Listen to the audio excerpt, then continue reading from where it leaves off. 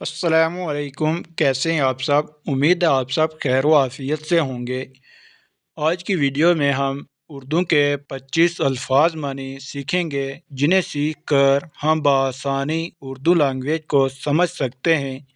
जो उर्दू को सीखना चाहते हैं वो वीडियोस को पूरा देखें और लाइक करें, कमेंट करें और चैनल को सब्सक्राइब करें ताकि हमारी हर नई वीडियो आपको बआसानी मिल सके। चलो शुरू करते हैं।